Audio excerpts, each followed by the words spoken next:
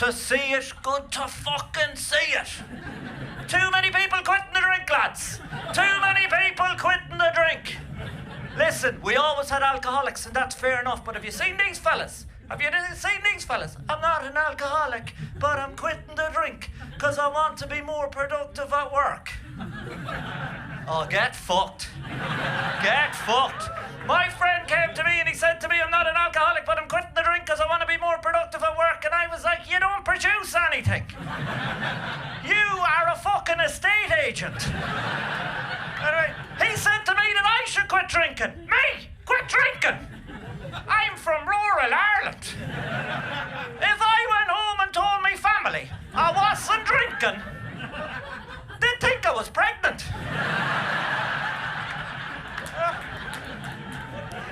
I have to drink. I'm not like these young people. I don't believe in therapy. Drinking is my therapy. Drinking is my therapy. What I do is I get pissed and I go up to strangers on the street and I fucking tell them everything about myself. That's my therapy. Do you ever see a homeless guy by an ATM machine? I'd be talking to them fellas. So much. They wish that house. You know what I mean? They'd be like, I can live with the cold, but if this fucker doesn't shut the fuck up, I'm getting housing benefit. I was talking to a homeless guy one night. I was pissed. I was talking to a homeless guy and I said to him, how's life? And he said, not too good. And I said, what's wrong with you? And he said, I'm due up in court for lighting a fire on a building site. And I said to him, did you do it? And he said, I don't know. And I said to him, what did you tell the police? And he said, I told them I can't remember, but it sounds like something I would do. Oh, fucking hell. Big change moving from rural... Anyone else from Ireland? Yeah. Big change moving from rural Ireland to London. Big fucking change. I never met a vegetarian till I came here. Do you know what I mean? I'd heard about them, but I didn't think they were real. Do you know what I mean?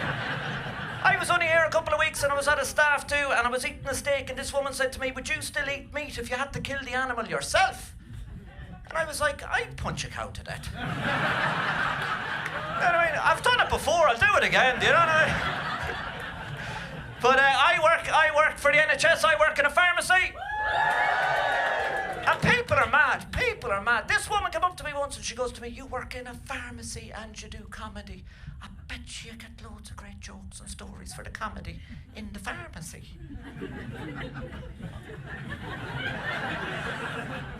I was like, what? What the fuck do you think we're doing in there? I mean, I go to work on a Monday morning, the first phone call I'll get will be, do you know so-and-so? And I'll say, yes! And they'll say, she's dead. Cancel her medication. And then some fella will come in and say, can you measure my blood pressure? I had a heart attack a couple of weeks ago, I collapsed in Tesco and I woke up 3 days later with a big scar on my chest where I had major heart surgery. Am I meant to look at all this and be like, fucking hell, lads? The jokes just write themselves, don't they? But I was in a restaurant with my girlfriend. Couples in the room, give me a cheer. Do you know this argument? Give me a cheer if you know this argument. You are on your phone too much. You're on your phone too much. I was in a restaurant with my girlfriend, I was on my phone and she was looking at me and she was like, what the fuck could be more interesting on your phone than looking at me, listening to me, talking to me? Now, what I should have said is nothing. If you're asked that question, you put the phone down and you say fucking nothing. But that's not what I said. I said, there's a cat here dancing in perfect time to Michael Jackson. It's fucking unbelievable. Have you ever seen a cat do the moonwalk? Have you ever seen... No, she wasn't fucking happy about that. She's about to slap me across the face. She is fucking fuming. But we get distracted because an old woman at this moment walks into the restaurant, clocks eyes with me, smiles, gives me one of those little waves, you know the little waves old women do, and starts walking towards us. My girlfriend said to me, do you know this woman? And I said, no, but I think she knows me from the pharmacy. Over she saunters, puts her hand seductively on my shoulder and said, for a second there I didn't recognise you, with your clothes on.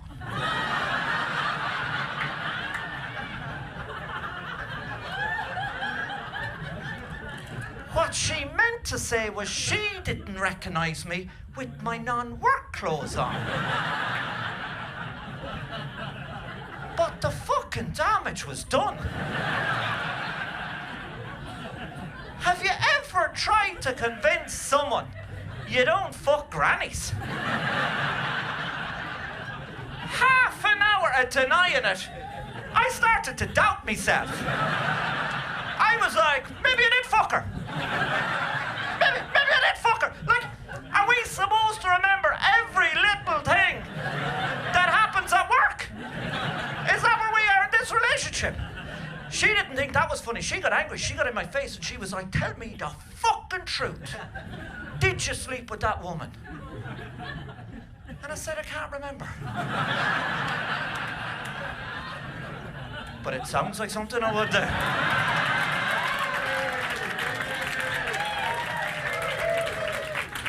But give me a cheer if you think your phone is listening to you.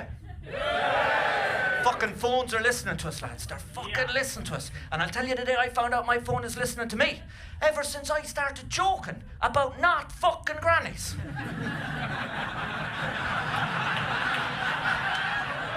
I can't watch porn on my phone. Because when I load it up, it comes up the following videos have been suggested for your viewing. And I'm looking at the phone going, what? Would I want to watch Nursing Home Orgy 4? When I haven't seen 1, 2, or 3 yet. Oh, fuck you. But myself and my girlfriend recently had a baby. We had a baby and we had to go to these baby classes before we had the baby. We had to go to these baby classes. First day of the baby class, the woman goes like this. She goes, I'm just going to go around the room and I want you all to stand up, tell us who you are and why you're having a baby. That's a fucking weird question, isn't it? I was like, I don't know what to say to this. So I thought to myself, I'm going to listen to everybody else's answer and I'm just going to give a slight variation of everybody else's answer, right? But it started going around the room and people started saying stuff like this. We love each other. We share the same values. And we've always wanted to have a family. And I was like, who the fuck are these people? Now, I can't be saying stuff like that in public, yeah. So I pointed at my girlfriend and I said, Erica is from Mexico and she thought if we had a baby here,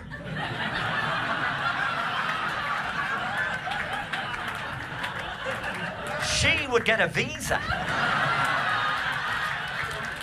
Different folk, different values, you know what I mean? Has anyone ever been to Mexico? Best country in the world. Best country in the world. I was in Mexico and I was in this big open field and I was looking at these pyramids that the Aztecs built. And our tour guide was telling us the history of Mexico, but how the Spanish went over there and fucked over the Aztecs. And then this guy shouted at our group, the white man will burn.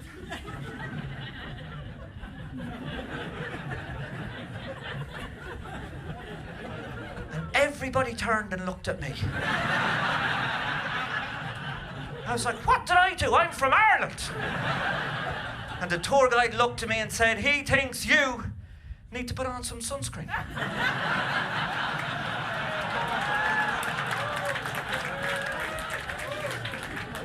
But Irish people and Mexican people are very similar. Irish people and Mexican people are very similar, very religious people. Irish people very religious, Mexican people very religious. I used to think that the Irish were the best Catholics in the world, but fuck me, lads, the Mexicans take it to another fucking level. Oh, Jesus.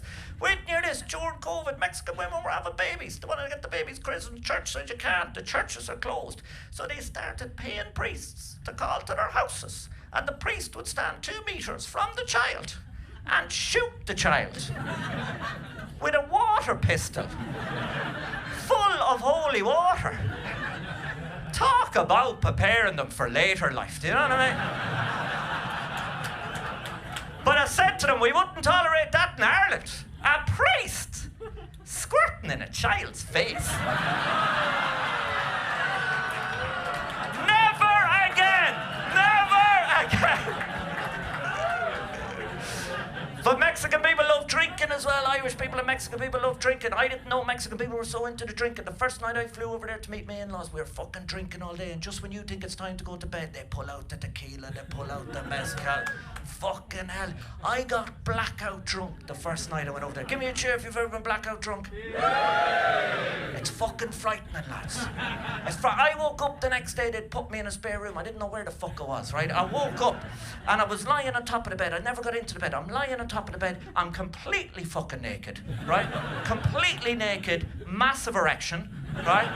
You know, sometimes it's so hard you think it's going to fall off. You're like, how the fuck is it so hard? And I'm pissing everywhere. I'm pissing fucking everywhere. I was pissing into my own eye. I never even knew that was possible. Now, it took me a couple of minutes to realise what was going on. I thought I was getting baptised by a Mexican priest. But you know where I went to Mexico? I went to a place called Sinaloa. Have you all heard of El Chapo and the Sinaloa cartel? Yeah, I went there, right, narco fucking state. UK government website said do not go there, it's a narco state. But I went there because my girlfriend's family lived there. I don't know what I was expecting, but Sinaloa's a state of 5 million people, and they reckon they're bringing in 50 to 100 billion worth of cocaine money every year. The place is beautiful. Everything is brand new shopping centre, brand new cinema. The restaurants are fucking amazing, right? I was walking around Sinaloa and all I was thinking to myself was, if this is what life in a narco state is like, the north of England could do it becoming a narco state. No one living like this in Hull and Grimsby, do you know what I mean? But you know the maddest thing? I'm in Sinaloa and I'm looking over my shoulder and I'm thinking to myself, they're going to kidnap me, I'm going to get fucking kidnapped, right? And the first night I flew back to London, I got mugged in Clapham. Do you know how embarrassing that is?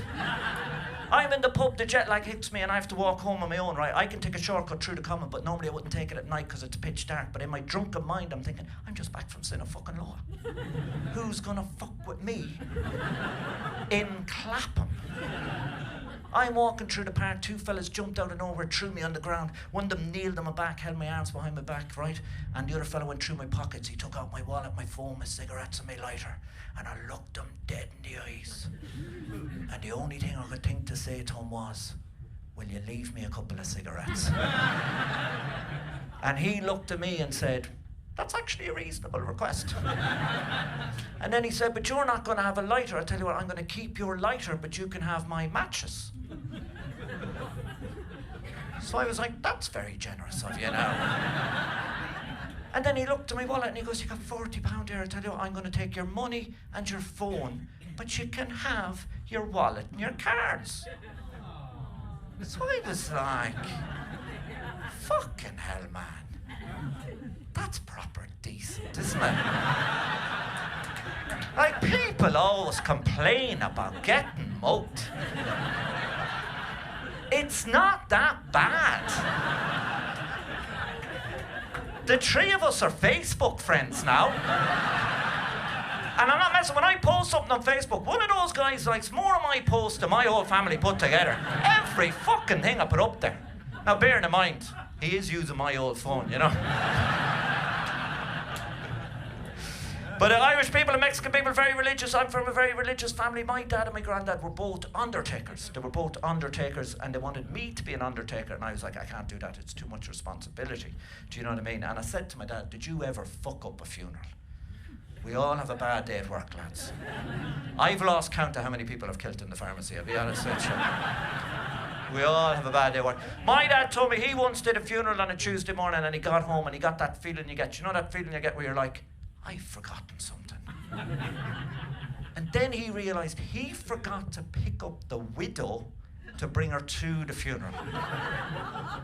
And I said to him, what did you do? And he says, what do you think? We all went out to the graveyard in the middle of the night and we dug the man back up and we buried him again the next day. Same 10 people and the widow. And I said to him, had you any trouble getting the priest to play along with you? And he said the priest was fucking loving it. Started the second funeral by saying, it seems like only yesterday.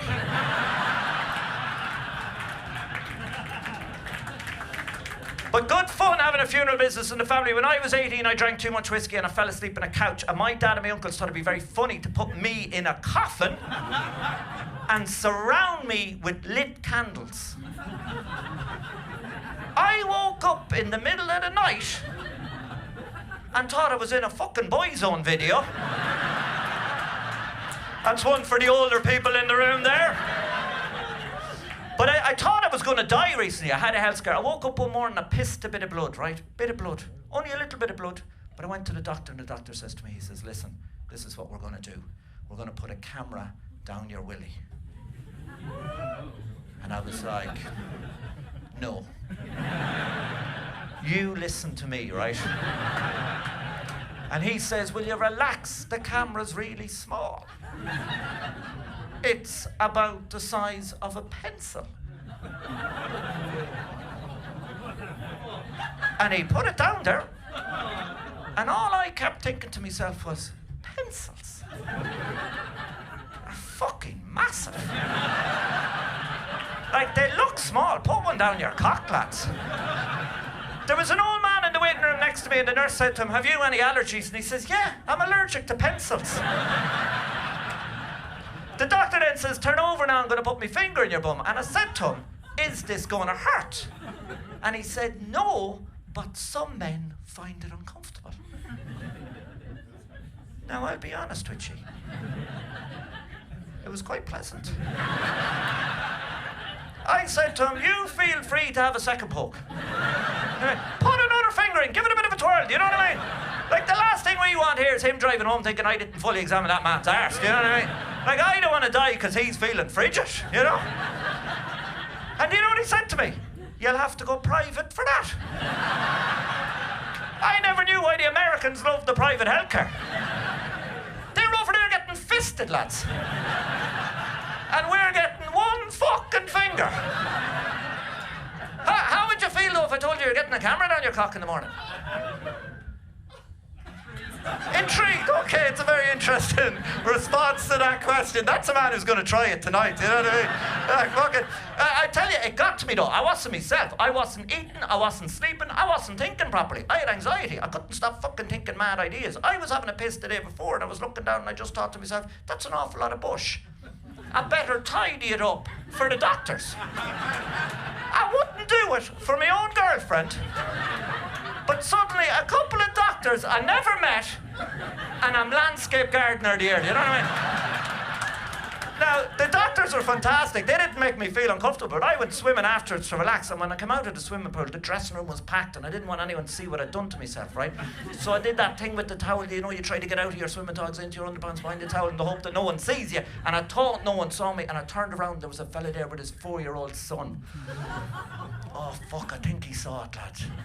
Because he turned around, and in front of the whole dressing room, he went, look, Daddy, he's got a small boy willy like me. Fucking cock shamed by a 4-year-old. Anyway, listen, you